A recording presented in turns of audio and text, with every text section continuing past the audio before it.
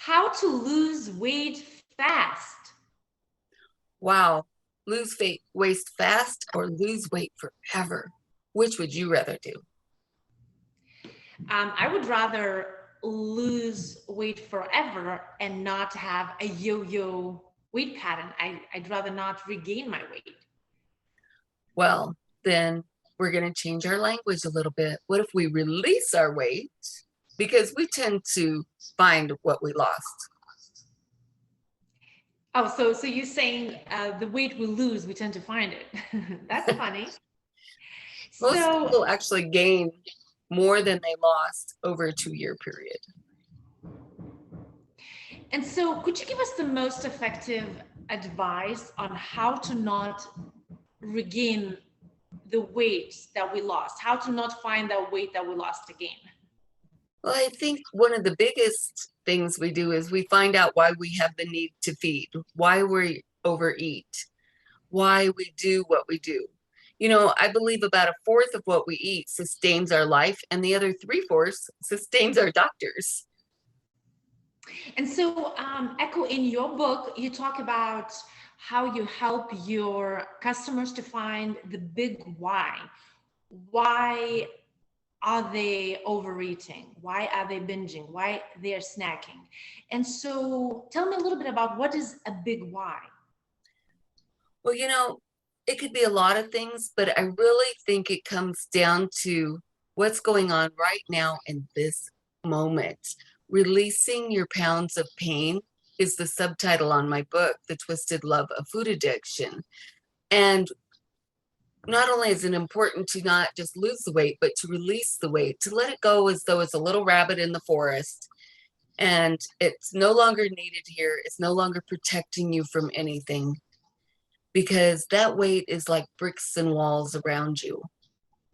So basically, when you're coaching your customers, you're asking them why are they overeating. You are teaching them how to recognize their emotions, right?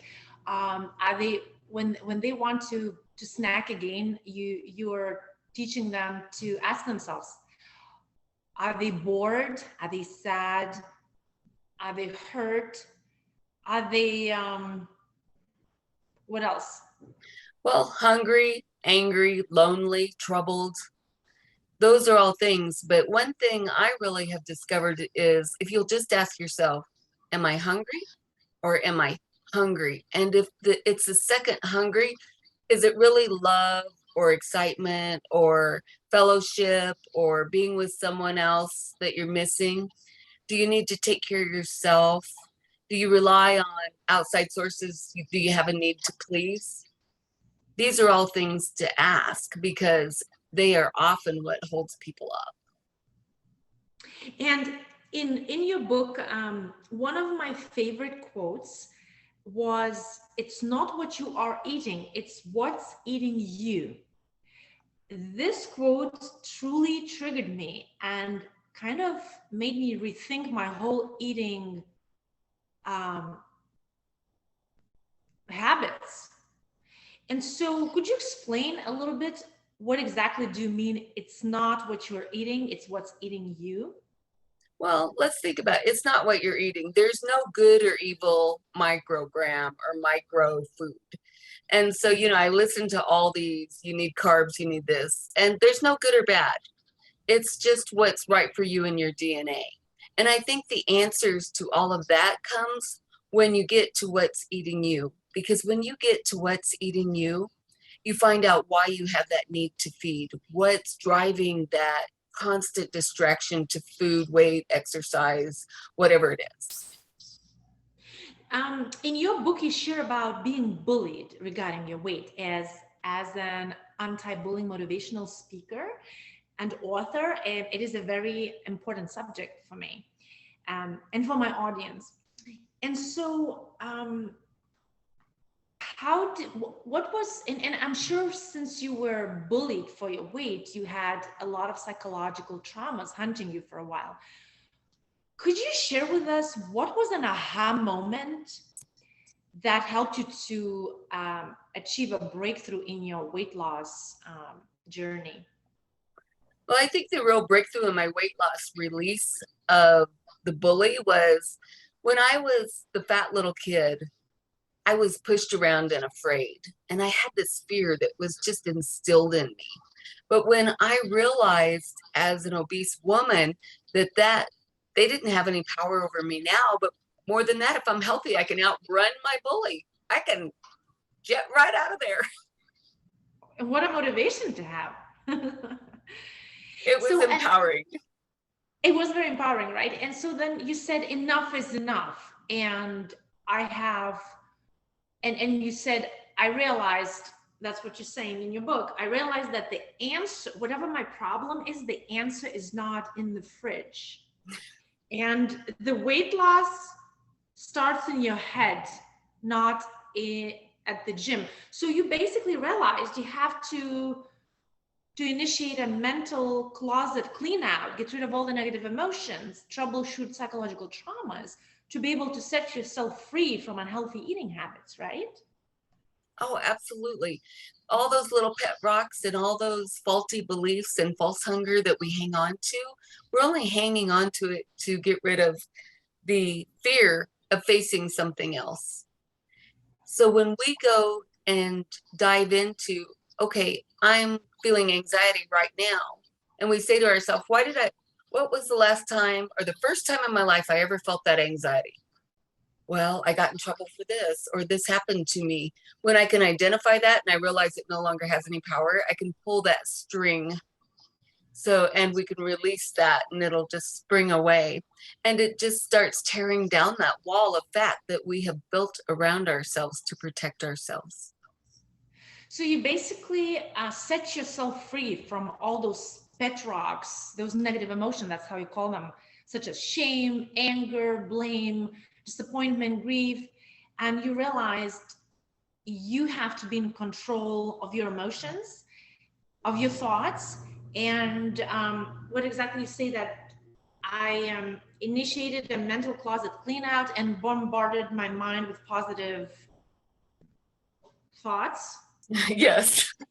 So many times, because I still have imposter syndrome. I still have that need to be a perfectionist or that need to please, but it doesn't come up as often and it sure don't last as long today because of the coaching programs I've been involved in and now that I teach. But what's really, really cool about that is it gives you this freedom that you never had before because you don't have to stay in that space very long or if at all. Sometimes I say, okay, are we having a pity party for 3 minutes or 3 days here? Here we Or go. is it just going to be 30 seconds? Exactly. So you really developed authority over your thoughts, and from what I understand, you're offering your customers how to such a program, how to develop authority over your thoughts. Correct? That's very powerful. I think that's a superpower to be able to have authority over your thoughts. So it's actually a great book. It really resonated with my weight issues very much. And there are some quotes and not some quotes in this book. There are so many quotes in this book that were my aha moments when I realized, oh, this is what I have to change, and this is why I'm snacking. Oh, and this is why I have a yo-yo weight pattern. So it was very, very, very transformational.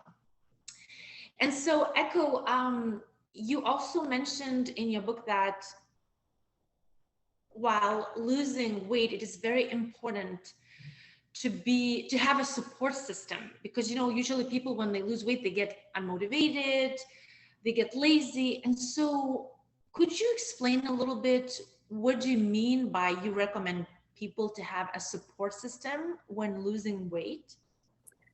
Well, there's lots of ways to have a support system. We have it in our community and the things we do, but in my book, you will find that we have not only the support system of each chapter, but we also have all of our information inside my book. You can reach out to me. I am a one-on-one coach, a group coach, a personal coach, and I offer some coaching programs where you just come in and come do my food freedom program, or you come and do a 200-day challenge with me, or Maybe you feel like you've tried everything and you need to be one-on-one, upfront and personal in my 1-year commitment program.